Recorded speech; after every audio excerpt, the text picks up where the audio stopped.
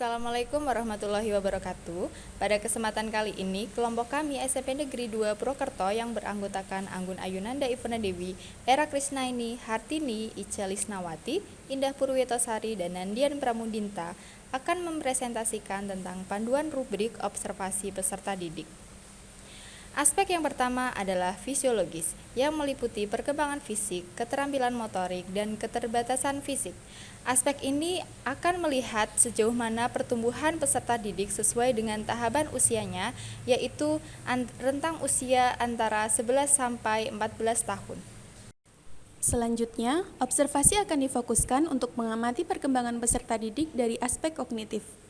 Aspek kognitif dapat ditinjau dari beberapa segi, yaitu kemampuan bernalar logis, kemampuan bernalar idealis, kemampuan bernalar abstrak, dan keterampilan berbahasa. Kemampuan bernalar logis dapat dinilai dari kemampuan peserta didik dalam memahami materi pelajaran, kemampuan berpikir kritis, kemampuan peserta didik menyelesaikan masalah secara sistematis, hingga kemampuan membuat kesimpulan. Sedangkan kemampuan bernalar idealis dapat dilihat dari kepercayaan diri peserta didik, apakah tinggi, sedang, atau masih rendah. Kemudian keberanian peserta didik dalam menyampaikan pendapatnya, serta bagaimana mereka mempertahankan pendirian atau pendapatnya di depan orang lain. Kemudian yang ketiga, kemampuan bernalar abstrak dapat dinilai dari kemampuan peserta didik dalam memahami konsep pelajaran dengan baik. Jadi ketika ada konsep secara umum gitu yang abstrak, apakah peserta didik mampu memahaminya atau tidak. Kemudian dapat dinilai juga dari kemampuan mereka dalam berargumen dengan memberikan alasan yang sesuai dengan konsep. Selanjutnya dapat ditinjau juga dari kemampuan mereka menemukan cara atau solusi dalam menyelesaikan masalah tanpa menghadirkan masalah yang lain.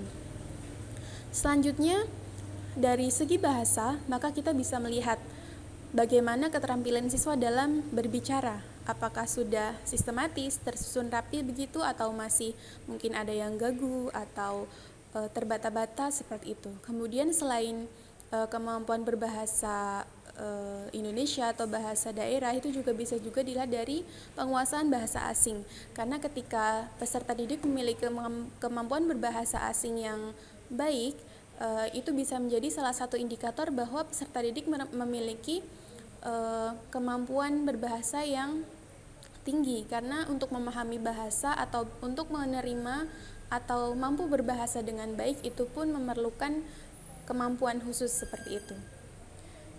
Demikian, selanjutnya aspek yang selanjutnya akan disampaikan oleh teman saya. Selanjutnya, aspek sosio-emosional. Menurut Erikson, perkembangan sosio-emosional peserta didik dipengaruhi oleh lingkungan, baik lingkungan keluarga, sekolah, maupun masyarakat.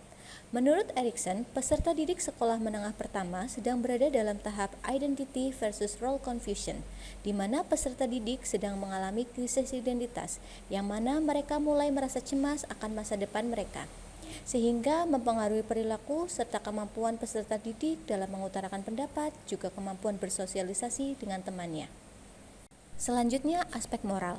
Aspek ini berkaitan dengan norma-norma yang ada, di mana di sini kita akan menilai atau mengobservasi peserta didik dalam mematuhi aturan yang berlaku, yang termasuk ke dalam norma hukum.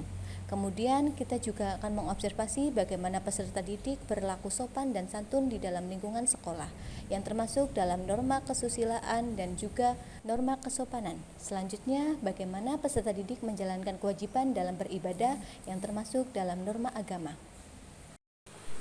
Selanjutnya ada motivasi belajar. Di sini motivasi belajar terdiri dari dua unsur, yaitu motivasi intrinsik, yaitu motivasi yang berasal dari diri peserta didik tersebut, dan motivasi ekstrinsik, yaitu motivasi yang berasal dari luar diri sendiri, yaitu misalnya dari keluarga maupun dari teman.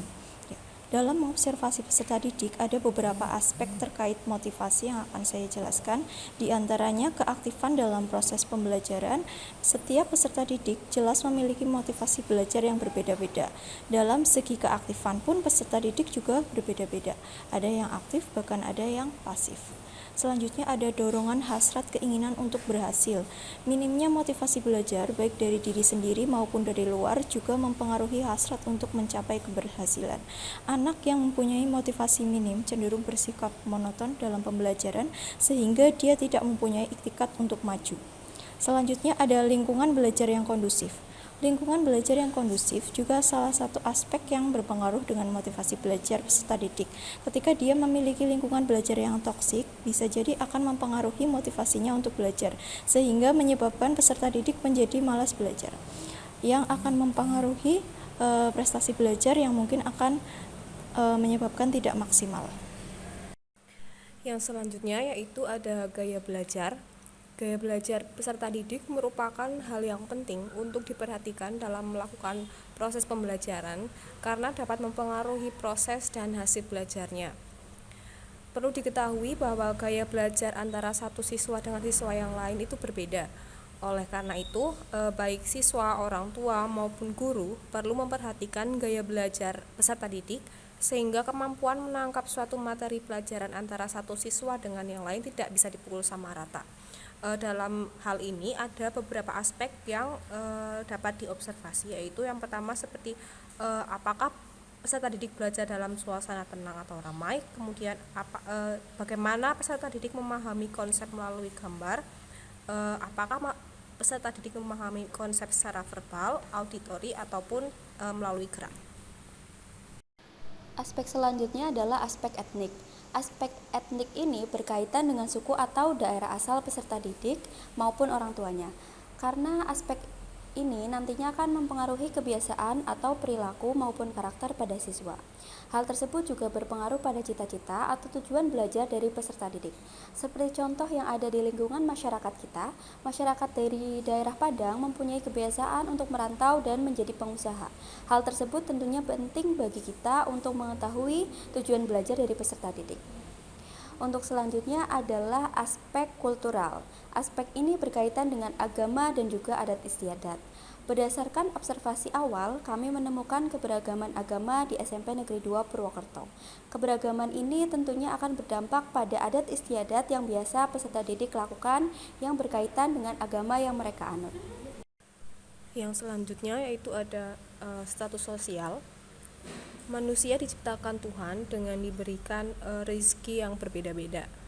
Kondisi seperti ini juga melatar belakangi peserta didik yang ada pada suatu kelas atau sekolah. Peserta didik dengan bervariasi status ekonomi dan sosialnya menyatu untuk saling berinteraksi dan saling melakukan proses pembelajaran. Perbedaan ini hendaknya tidak menjadi penghambat dalam melakukan proses pembelajaran. Namun tidak dapat dipungkiri, kadang dijumpai status sosial ekonomi ini menjadi penghambat peserta didik dalam belajar secara kelompok. Nah, aspek-aspek yang dapat diobservasi dalam status sosial itu seperti pekerjaan orang tua, kemudian ada seberapa banyak uang saku yang dibawa oleh peserta didik ke sekolah, dan yang terakhir itu ada kendaraan yang digunakan peserta didik untuk sekolah. Sekian presentasi dari kelompok kami. Bila ada kesalahan kami mohon maaf. Wassalamualaikum warahmatullahi wabarakatuh.